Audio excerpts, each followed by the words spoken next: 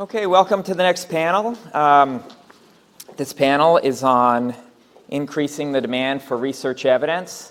I have the pleasure of introducing my distinguished panel members, as well as myself. I'm John Barron. I'm Vice President of Evidence-Based Policy at the Arnold Foundation, Arnold Ventures, which is a philanthropic organization.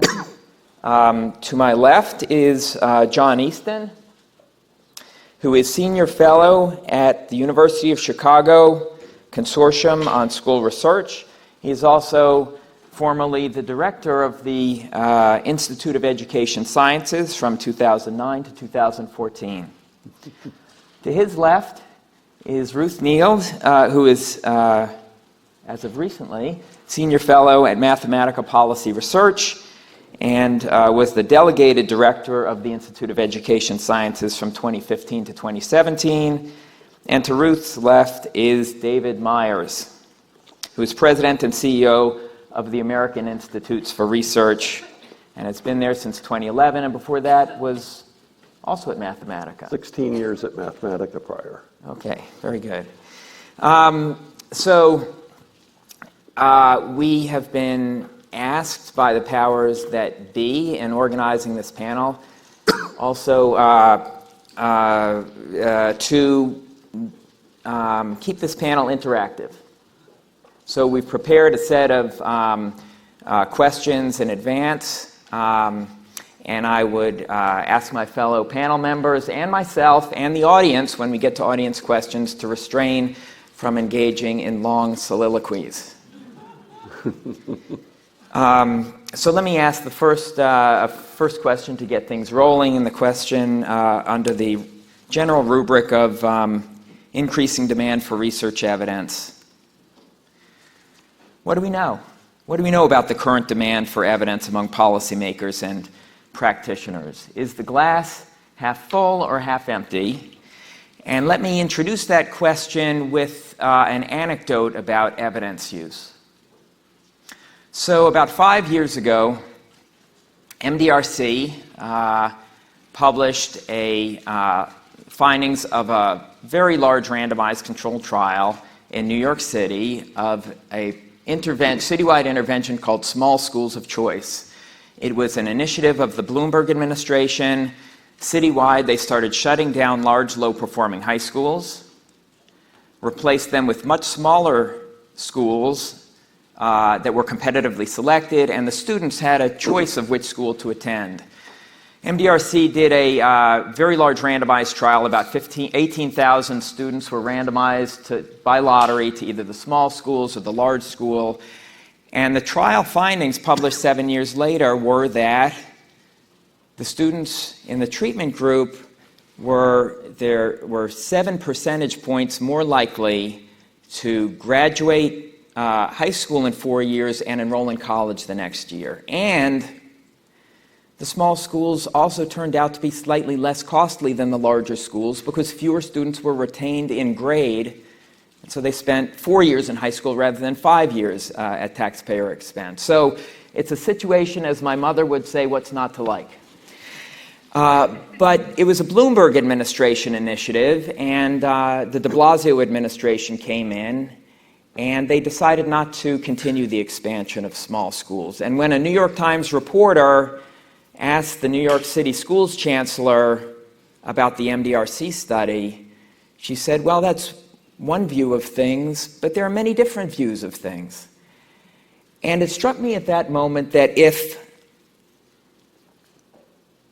we are waiting for policymakers to somehow understand evidence, the importance of it, and to take it seriously, we may be waiting a very long time.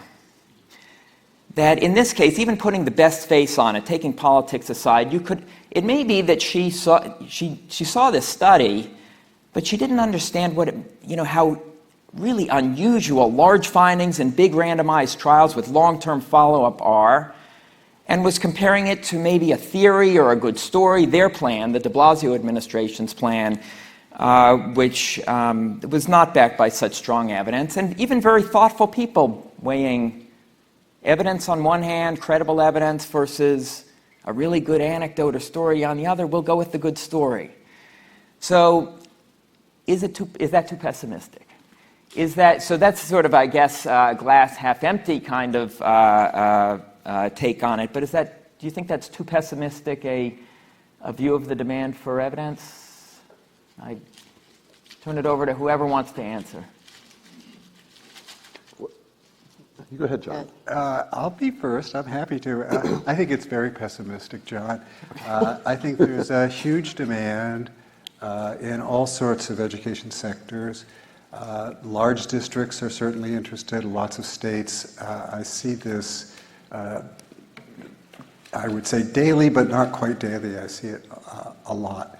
I think there's some hard evidence from surveys of educational policymakers and practitioners about their use of evidence, their thirst for knowledge, their thirst for guidance.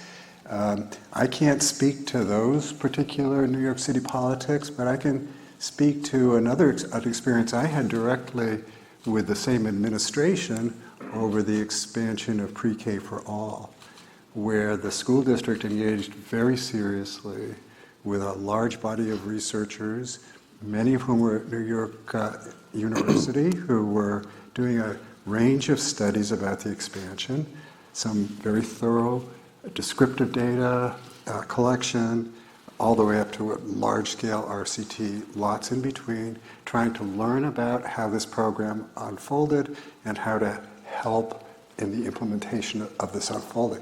And this was supervised by a deputy commissioner in New York City who proudly referred to this as a learning laboratory. So I think that's kind of the opposite experience, where we see dedicated educators who are hungry to gather, analyze, interpret evidence about how to make their programs better. Mm-hmm. Okay. Can I take a more pessimistic view? All right, then I'm going to follow up with the optimistic. So. Oh, darn. I don't want you to have the last word, though. Thank you. No, so I'm maybe as pessimistic, maybe more pessimistic than John Barron is. I think there is more demand for evidence today than there was a decade ago or 20 years ago. I mean, I've been in the business 40 years now almost. And so there is more demand for it. But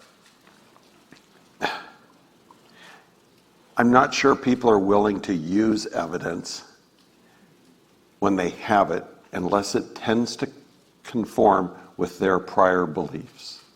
So there is demand for evidence, but I think we routinely see that unless it comports with what I want to hear, people will cherry pick and not use it, for example, and it goes back to the synthesis idea we can talk about. The other thing is, I would say, is there's evidence and then there's evidence. And most people are pretty unsophisticated about the quality of evidence, as long as most people don't care if it's a correlation or you've done an RCT. They don't care. It's evidence. And all you told me was you need evidence. And then I think another thing that plays into this is that when there is evidence, and we are lucky enough to have some kind of replication, even a very loose replication, it's often inconsistent. And then people don't know what to do with the inconsistency. And I think the media is terrible about this. They pick up the last study that came along. I don't know whether, I use these examples, I hope I don't offend anybody. I don't know whether to go for a colonoscopy every 2 years, or every 3 years, or every 5 years. I don't know whether to take an aspirin because I'm over 50 or not. Women don't know if they need a 3D mammogram or a 2D mammogram. It goes on and on. And what do we do in those situations with the evidence? We do something stupid and ask our best friend, what would you do? And I think that's how politicians often behave. But I'm not pessimistic. All right, Ruth, what's the count? Wow, you're real pessimistic would really scare me. So I am, well, I guess I'm sort of a glass half full person anyway in general, but we were told to sort of think about what is the evidence for this panel? What is the evidence that you have to be optimistic about whether the glass is half full or pessimistic about whether it's half empty? And I guess the way I would say it is that I think there are There is suggestive evidence that we should think the glass is half full, that there is demand for research. And I think that the point that you made, David, which is sort of a useful distinction between demand for, as in I would like to know something about research, versus do I want to sort of learn from that and apply it in this particular situation. Those are two slightly different things. But I think, and John was referring to this study, I think, earlier, the National Center for Research and Policy and Practice, which is an IAS-funded knowledge utilization center, has done a nationally representative survey, I think it was done in 2015, of district leaders in the 100 largest school districts in the United States. This wasn't just superintendents, but it was sort of, program director types of folks. And there were a lot of questions that they asked about the search for research, the types of research they were looking for, where they obtained research, what they thought about research in general.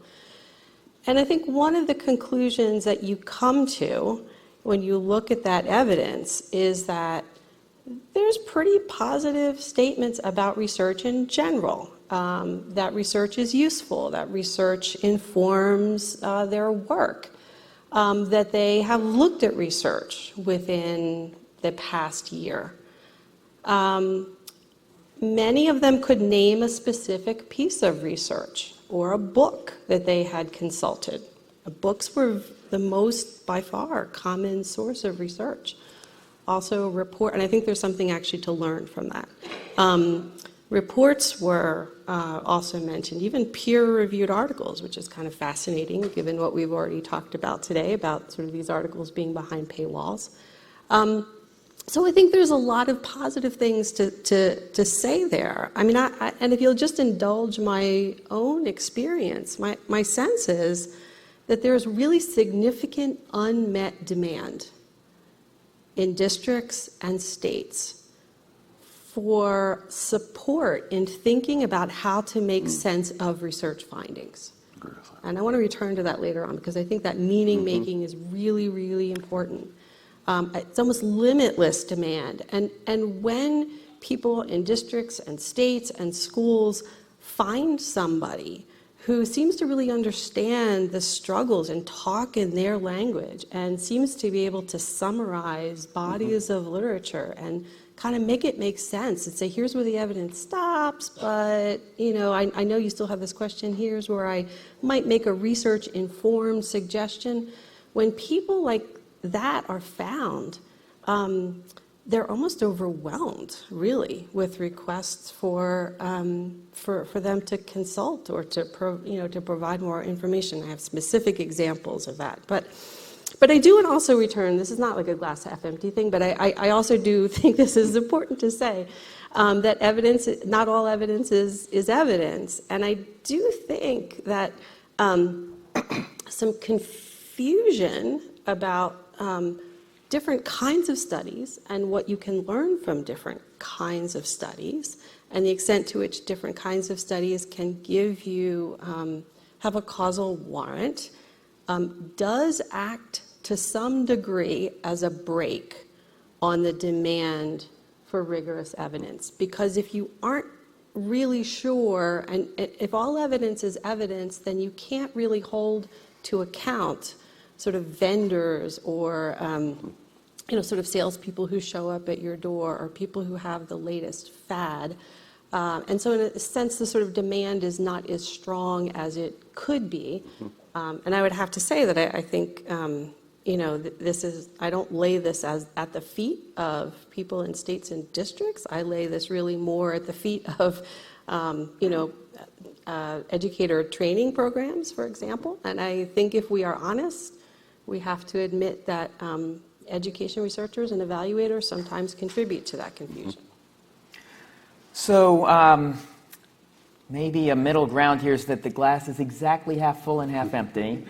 I think, my own experience, if I could bring my own suggestive evidence to bear, is that my organization, before I joined the Arnold Foundation, worked with a lot of congressional staff to try to advance evidence-based policy. That was our mission, get evidence-based reforms set aside for rigorous evaluation into legislation and so on. And we worked with congressional staff, we worked with federal programs, and we did a lot of workshops and meetings and so on. That's what we did for a living. And I think most people just, if I'm being honest, with myself, most people listened. I thought we became very good at making the case for evidence. And they said, they probably thought it was the logical thing to do. Yeah, we ought to use evidence. We presented some of the research findings. And then after we left, they went back to doing things the way they've always done the next day. Because they're pulled in they're being asked to do 50 different things by various people. But there were, on the glass half full side, a few people that really got it, made it their priority, but they tended to be a small minority.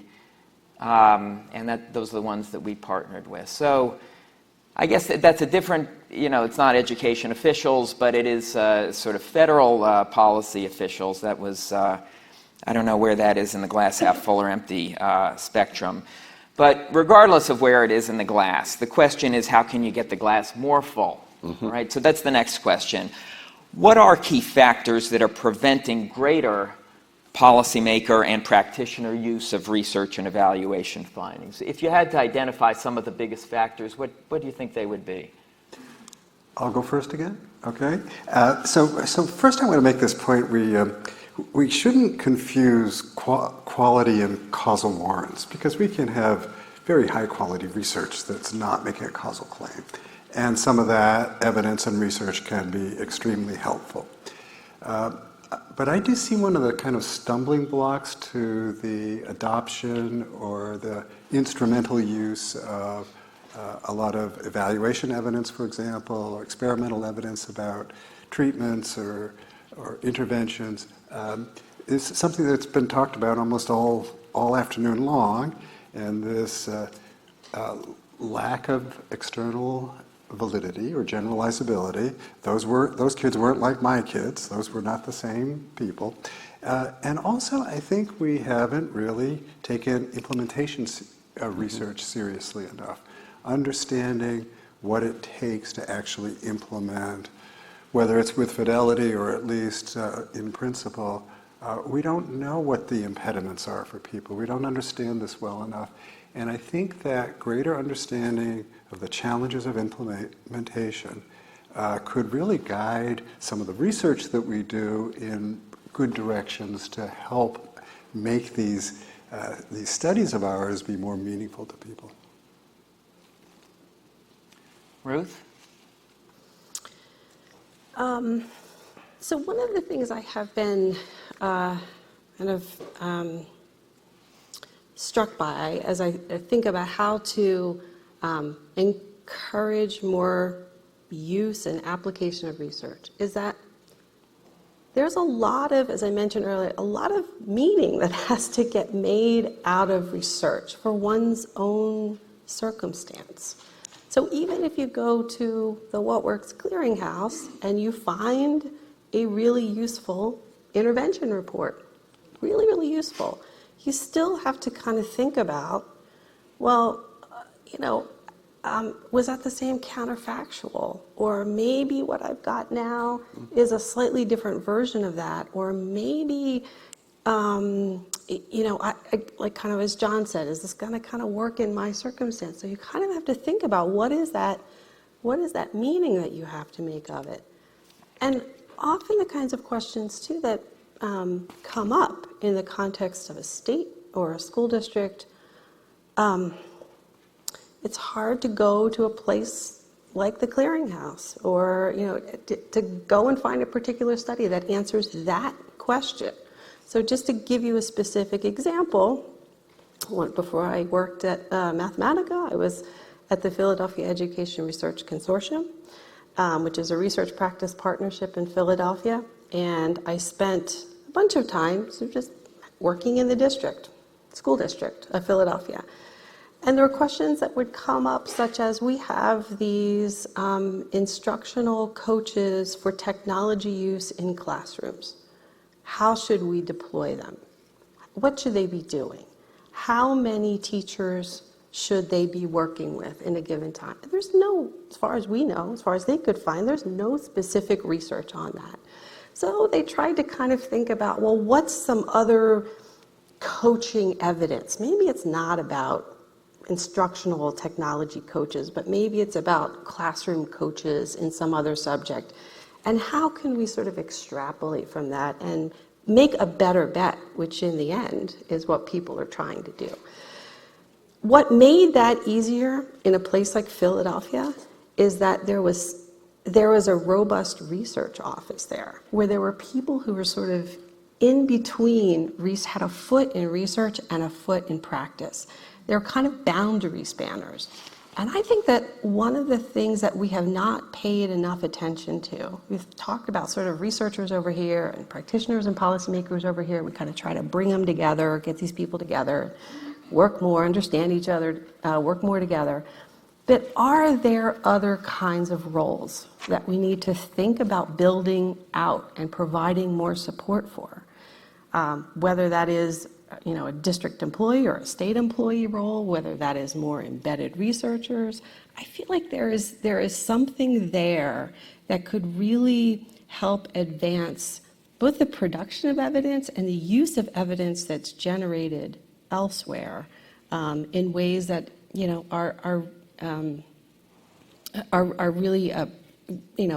really bring together research and practice.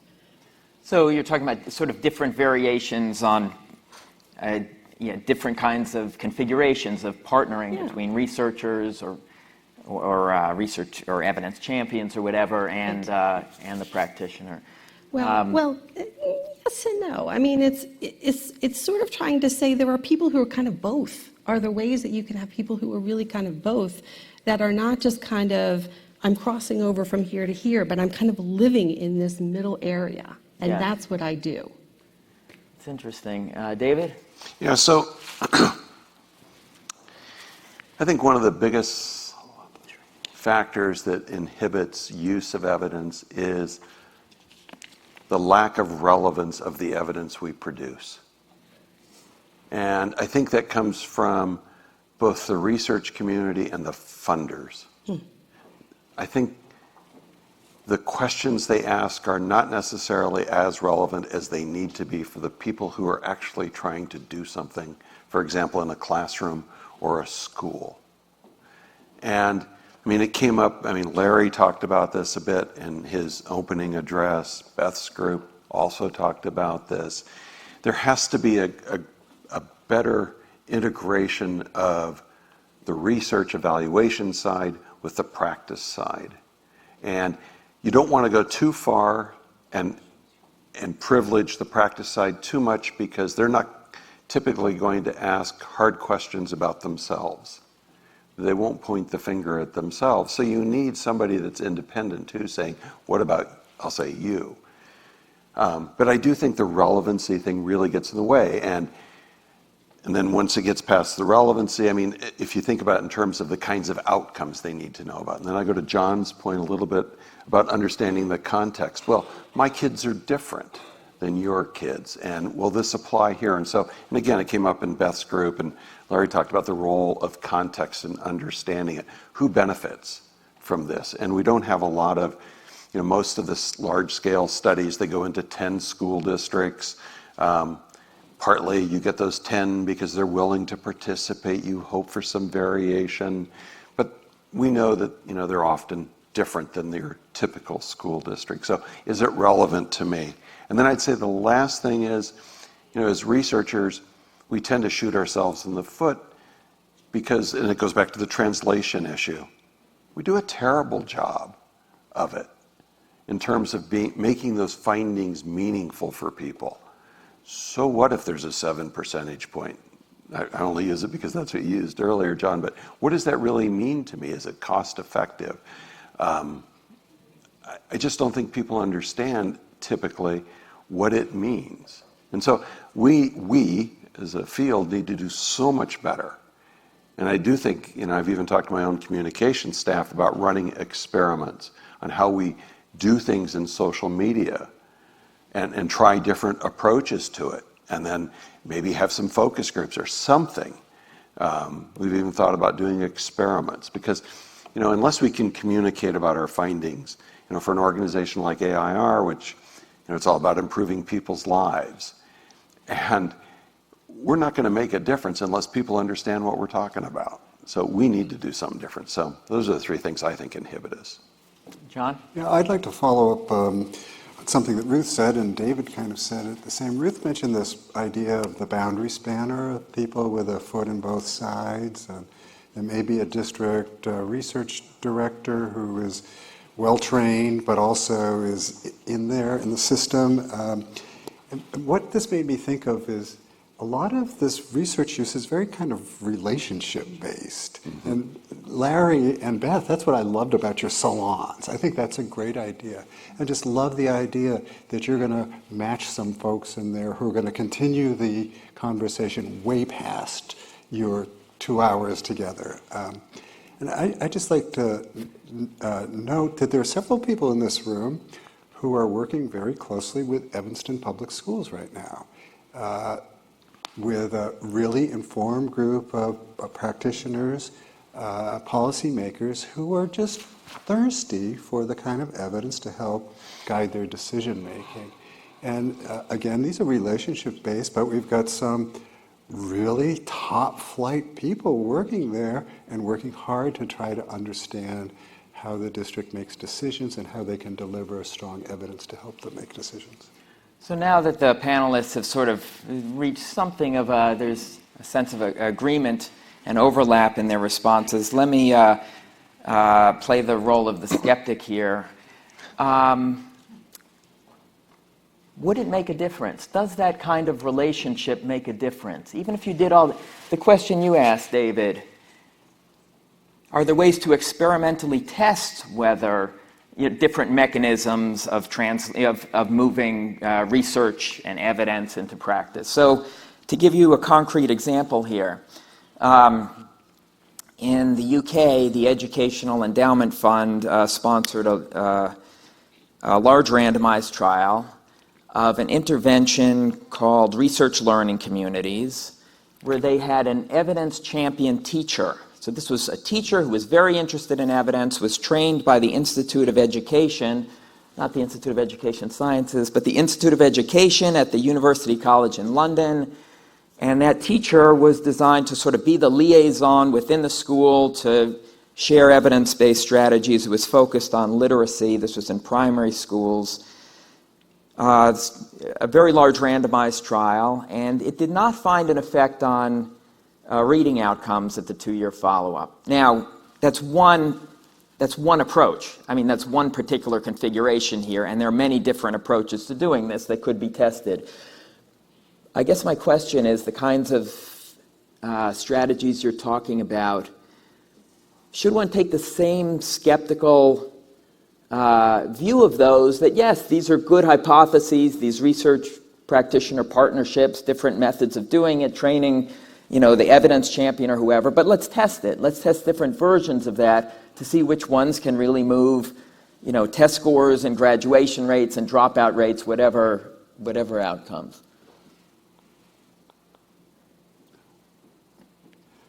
Have I stunned? John, I'll sorry to Yes. Talk too much. I'll go first. I think we need a lot more research on evidence use. There is a tradition of research on evidence use. It goes back to the 60s. It's quite robust. We need to continue it. Now, I don't know enough about that particular study to criticize it, but my sense is it did need some better proximal measures to figure out what was going on. And so maybe we could have a sense of why test scores weren't going up. Where there are other things. I think a more complex design would have helped shed more light on why you didn't see what you wanted to see. Let's do some studies about adding more staff to districts and states to do research. That sounds fantastic. Let's do that. So I think there are all kinds of ways you can say, and it really sort of, I think, builds on what Beth was talking about earlier and Larry was talking about earlier about having partly a science of translation. So it's partly about sort of what are the roles you need and what are the people who are in those roles and what are the mechanisms for bringing people together. I think, I'm not quite sure how you would study research practice partnerships in a randomized control setting. I'm not sure that's a very good idea, but I think you could try different approaches for state and district personnel. I think there's I agree with the experimental approach. When John was my boss at IES, I don't know if you remember this, John, but we ran these little experiments with our news flashes because we were trying to figure out, well, what's the optimal length of text? And if we put some pictures in it, do people click on it more? I will say that I was absolutely, and then we had bets also about how this was all going, and I was always wrong, always. And it turned out it really didn't matter whether you had pictures, actually, and the longer text was actually better in terms of getting some, clicks. And we did some other work on comprehension, sort of how long did things need to be for people to really kind of understand it. And it helped us a lot. I mean, it's a small scale example, but, we knew more than we did before. I want to return to a little bit of a point. John talked about the issue of implementation. And even if something is evidence-based and we have a curriculum or an approach to instruction that seems to work, I think one of the big disconnects is you go into a school district or any kind of entity, and that's not necessarily what's implemented. I mean, people like to chart their own course. And often when you talk to teachers and others, I picked this piece and this piece. I like that. And then I went and did this. And then people become discouraged. Well, it didn't work. Right? So I think there's a big disconnect. We have to understand how to get people to implement. And it's particularly, I think, difficult in the United States because often you hear from our teachers that they don't like the scripting. Right? They want to have that flexibility. In other countries, a lot of times, we're doing we've set up 35 schools in rural Zambia. It's relatively easy to get them to script there. They have nothing else to work from. And you can get them to follow the script, and you do see the kids starting to make progress, but they are pretty faithfully implementing what's on the tablet given to them. So I think implementation is a huge issue for us. I think that's true, David, but what the point I was trying to make was that using this implementation research to guide us in creating materials, we're still going to get what we want and let those teachers have some agency. How do we understand how to do that? Can I just pick up on John's agency point? There's one more thing I really kind of want to mention, and that is I feel like in some ways we have actually not articulated in this country a really compelling argument for why educators should care about evidence, and a really empowering argument for that. I mean, I've been really taken by the mission statement of this group called Research Ed in the UK. And this is a group that's been, I think, was sort of supported or spun off from the Education Endowment Foundation. And the idea is that they're trying to have classroom teachers, sort of building folks, talking about research and what it might mean for them. And their mission is really a mission around empowerment, that, I as a teacher, and you can think I as a parent, I as a community member, I as a student, should not have to be subjected to or told to implement fads and whims that don't have a shred of evidence behind them or aren't being tested. And that's a really empowering kind of argument. It's a different argument, I think, from how we've talked about it in the U.S. Sort of, well, if you do this, you might, I don't know, do better on your school performance measures or something. I think it's something we really need to think about. What would that message be? How would we talk about that message? So I'll ask two more questions, then open it to the audience for questions. But to pick up on that, on the discussion here about what can be done to increase, a lot of, I think the ideas that you all have suggested, which are around trying to build better relationships, trying to get people to understand the importance of evidence, and all of which seems valuable. Is there something, to pick up on Larry's description this morning, earlier today, about evidence-based medicine? One of the, I guess my question is, can something be done more on the demand side, meaning incentives, policy incentives for the take-up of evidence?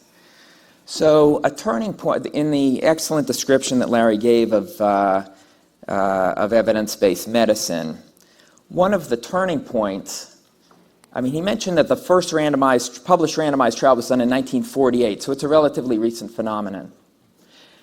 One of the very early trials, and one of the most famous trials, is the Salk polio vaccine trial in the 1950s, which was a national event. 600,000 children across the United States were injected with either the polio vaccine, the true thing, or a placebo. The results came in a year later, and turns out the vaccine was 80 to 90% effective. Polio was eradicated in the United States by the early 1960s. It was an enormous triumph for science and for the clinical trial, in particular, this new method.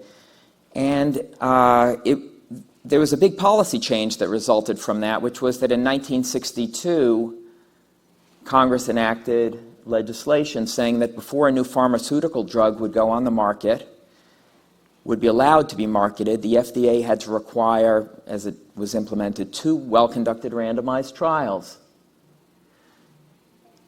which was a sea change. I mean, it greatly accelerated evidence-based medicine. The number of trials jumped from 100 a year in the mid-1960s to 10,000 a year 30 years later. It created enormous demand for evidence through the policy process, and you could not get your drug onto the market unless you had credible evidence of effectiveness. So it was the mechanism for putting it into widespread use. There have been there's nothing similar in education or other areas of social policy, an incentive pull like that from the policy process. There have been some experiments with it, like the tiered evidence initiatives, which are grant-making programs at the Department of Education, and there's some others across the government, where evidence of effectiveness determines who gets the largest grants, and then there are, if you're promising evidence, you get smaller grants with a requirement for replication. Programs like the Investing in Innovation Fund and others, designed to sort of create funding incentives, again, a pull for rigorous evidence. What do you think of that as a complement or as a piece of the of those kinds of incentives or policy incentives for the take-up of evidence as a complement to the kinds of approaches that we've been discussing? I think it's a really powerful approach. I think that one of the things that those tiered evidence programs did, first of all, I think it should be really clear that the Department of Education's tiered evidence tiers basically came from the tiers in the What Works Clearinghouse. So there was a direct connection between having those guidelines about different levels of evidence and how that was then translated into a grant program. And then it was translated into the reauthorization of the Every Student Succeeds, of ESEA, the Elementary and Secondary Education Act, the Every Student Succeeds Act.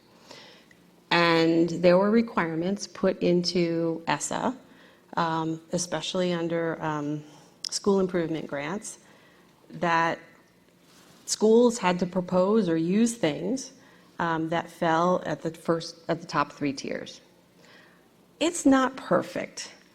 There's all kinds of ways of sort of working your way through if you really don't want to take it seriously, or if lots left to the states, and if they don't really want to sort of pick up this opportunity, they don't have to.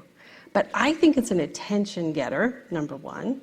I think the tiered evidence programs got more developers into evaluation because it was an easier on-ramp for them than other research programs at the federal level. I think that it introduced a common vocabulary and began to spread a common vocabulary. So even if people don't fully understand the difference between tier 1 and tier 2, they might know pieces of it. And I think it's transportable to other different kinds of approaches at different levels. So you sort of talked about how do you increase demand for evidence. I think one of the ways is you embed these kinds of tiered approaches into more routine processes in states and districts. One of the things I'm fascinated by is how you might be able to embed this in procurement or in setting up approved vendors lists, for example. If you provide evidence at this level, then we will give you 5 points or whatever it happens to be, and you might have a better chance of being called in to make a presentation and ending up on this approved vendors list. But so there's ways like that I think states and districts, even if implemented imperfectly, Yeah. can signal to the market, don't come to us and want us to buy your product if you can't provide some evidence that it has an impact. I mean, there's all kinds of really tricky issues in that, frankly, like statistically significant effect. You have to have statistically significant improved effects. Well, what if you have a null effect, but one is cheaper? I've always wondered about that. How's that supposed to work? So you're saying states and districts, as a procurer, as a user, can also take similar approaches? That's right. They absolutely can. States can use that for distributing funds, for example, that are given to them by formula. If you've got 21st Century Community Learning Center funds, Yes. distribute them in some way where you've got some tiered evidence requirements, at least to build evidence, even if they can't come in with much. I think one thing we have to be a little careful of is so much of what I've heard today, and when I was listening to Ruth, I mean, it all makes sense, but the education system is so decentralized. And, the federal dollar is relatively small compared to all of the other dollars. And states have this desire, and districts have this desire to do their own thing. I know best what's for my children. I mean, part of the problem is so many people have gone to school, and so they take their experience. I think that's one of the reasons it's harder in education than medicine. Very few people have gone through medical school, and so they don't become the smartest person about what to do, the treatment they need. But everybody, pretty much, not everybody, but many people go through a school system, at least through high school, perhaps a community college or a 4-year institution. And so they become kind of the expert on it. I know what works. I know what worked for me. So I think there is that disconnect between the medicine and the education, and that's why we get parents and pretty unsophisticated people making decisions. But I think it would be really tough to get the states to buy into it. Just look at how they behave with assessments and their own proficiency levels and things. There are all these different standards. I mean, if we had a very federalized system, I think it would be easier to affect it. So, I mean, I like those ideas, but I think to get it implemented would be so tough. John? So I have a slightly different perspective on this. I was initially supportive of this idea until I've seen the I3 results, when actually of those with the very strongest evidence, with $100 million each, only half of them scaled up. So there was clearly some failure there. I'm a real proponent of the lowest tier evidence, the fourth tier.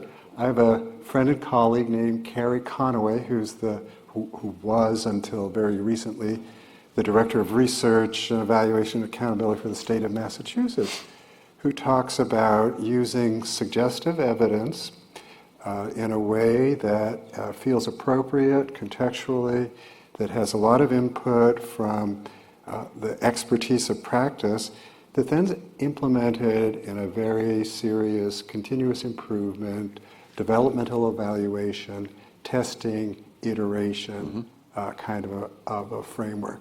So I see that as much more promising than scaling up proven programs. John, do you think of that like the NIC, the Network Improvement Communities, Tony Brike's type of work as well? Yep.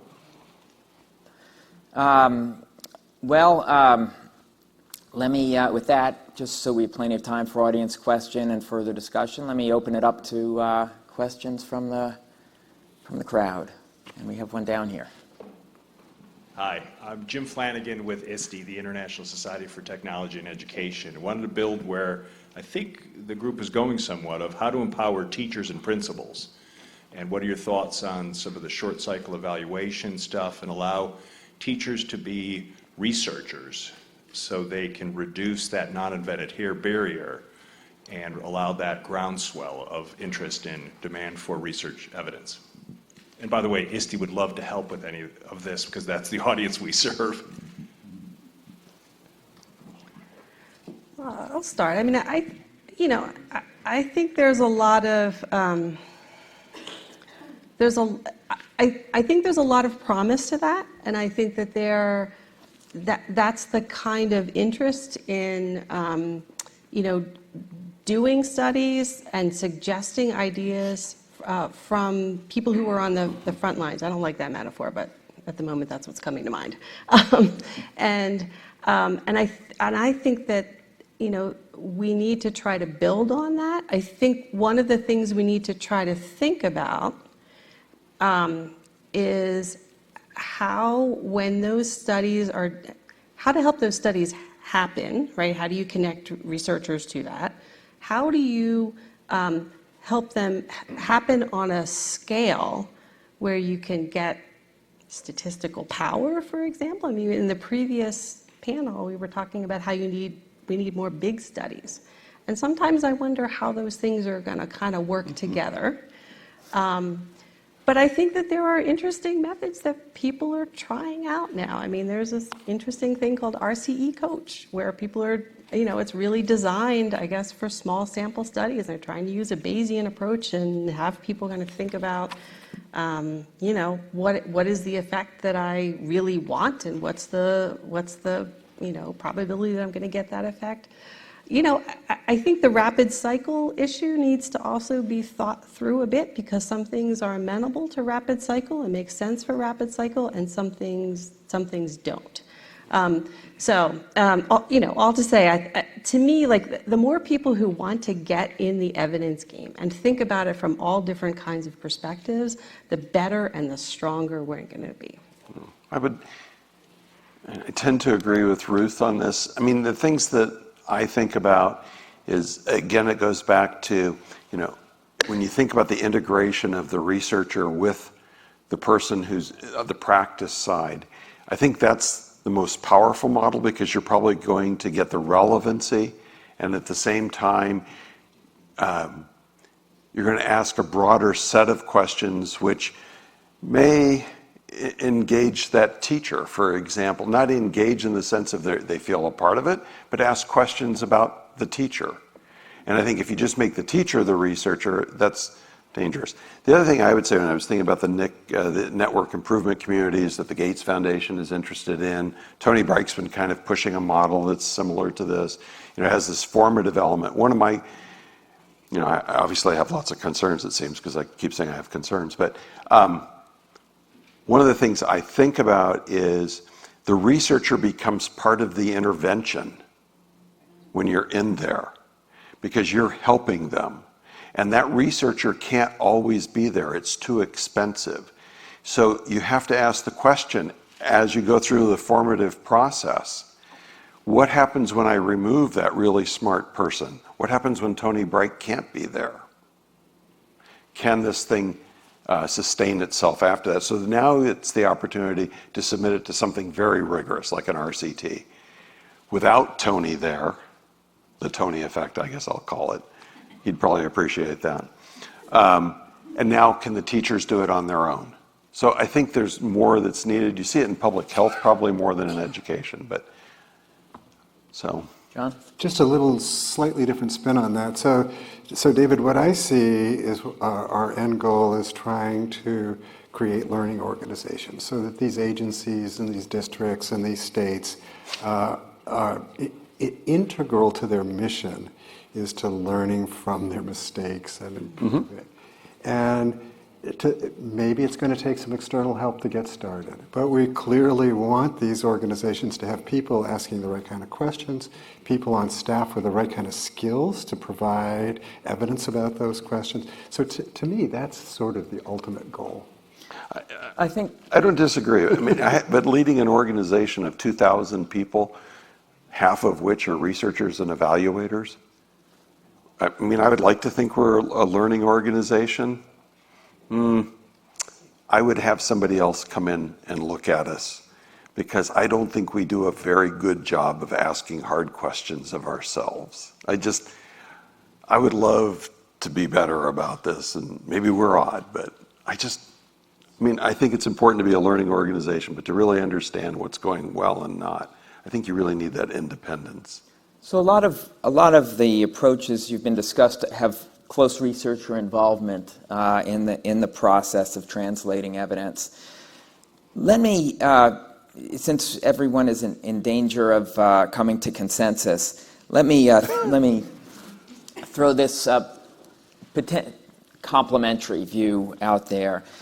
In the first area in social policy where rigorous evaluations were done on a large scale was welfare to work in the 1980s and 1990s. There were many, many different strategies tested by states, by the federal government, I think over 80 large-scale randomized controlled trials. And at the end of the day, one of my colleagues, Howard Ralston, headed the office at HHS who sponsored or facilitated many of those studies.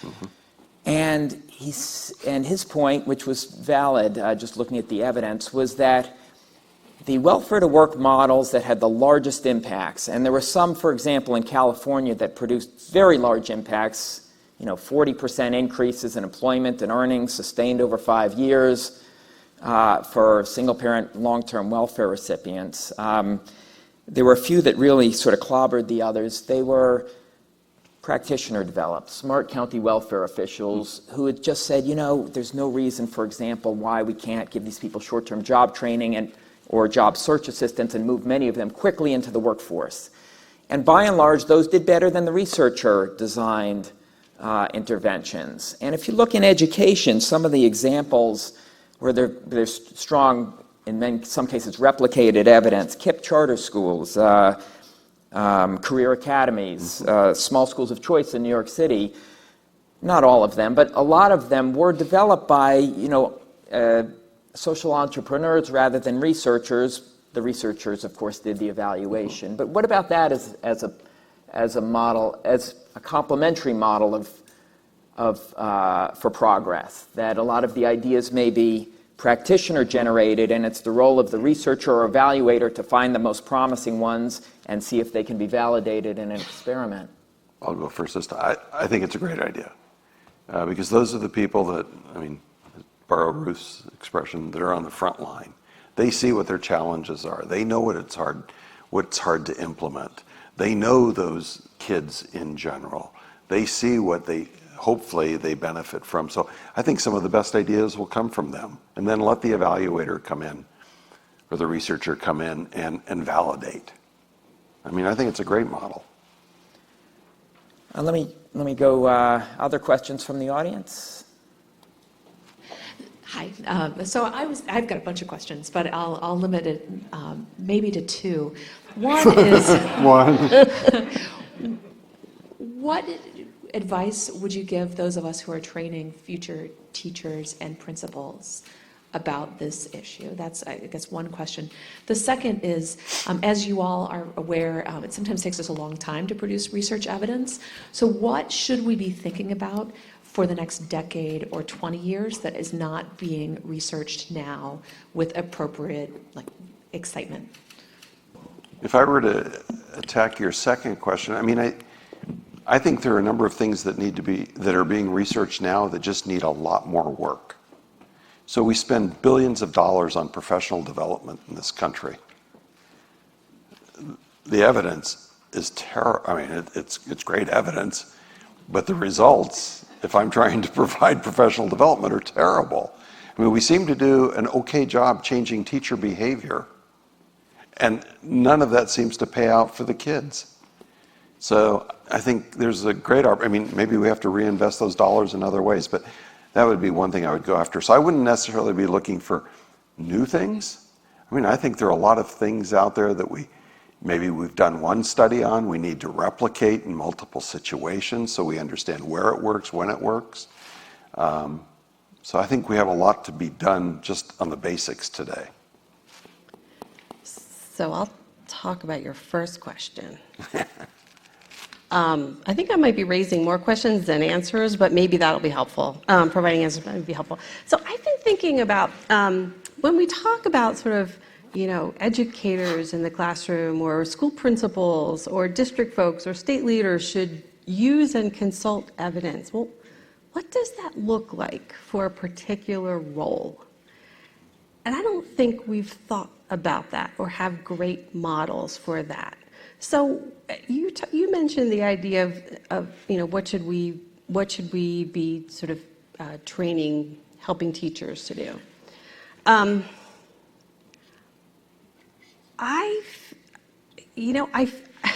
I almost sort of feel in some ways like from almost a disciplinary point of view. Like if you're a high school English teacher, what should you be keeping up with? Like what should you know when you go into the classroom from research about learning and about organizing groups for learning? And what kinds of issues should you be trying to keep up with if you are an English teacher at this level? So I think there's maybe some content specific things. And then honestly, I think sort of some basic clarity around different kinds of studies and the contributions that those different kinds of studies can make, just at a conceptual level, could be a huge step forward in terms of what people know. John? So Diane, I'm not really sure, but I think I'd be less interested in teaching teachers or principals specific research findings. I'd be more interested in trying to develop their mindsets. Mm-hmm. And how do we develop a mindset that is kind of analytically oriented, it's evidence-use oriented, and yes, I can make better decisions. So that's my 2 cents. Great idea. Yeah. All right, and we have the last question to this So woman. this is definitely one that would have taken you in a very different direction. So my comment is that the appetite for evidence is very much discussed here around the kinds of comments that Jim Flanagan made. But the appetite for evidence also is occurring at very different levels. So if you look at court cases on affirmative action, on issues related to choice, and you read the briefs that are being presented to the courts, that's where you'll find educational research. If you go to the Congressional Record Service, if you go to committee work in Congress, I was one time at a committee meeting, David, where they all talked about Upward Bound and what you did with Upward Bound and what they needed to do with Upward Bound in the future. So I think that it's really important to have this discussion about what evidence people have an appetite for at the local level. But if we start to build that up, the appetite at the state level, in the courts, in the policy arena, looks very different. But it also, I think, needs to be part of what we're doing in terms of meta work, where we're going to look for how our work gets cited.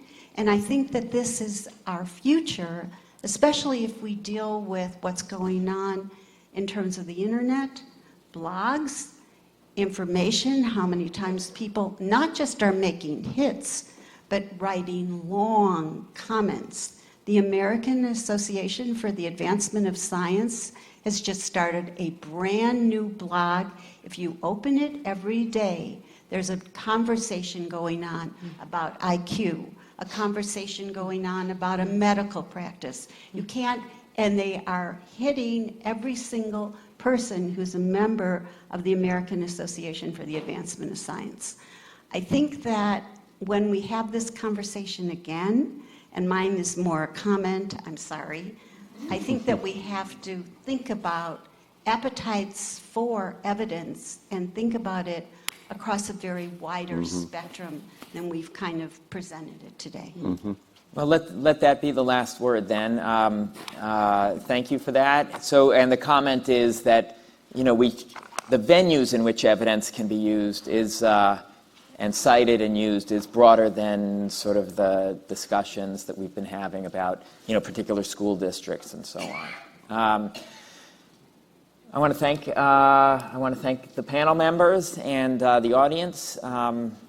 This was, I think, a very useful. I think I'm biased, I know, but I thought it was a very, very useful discussion and extremely well moderated.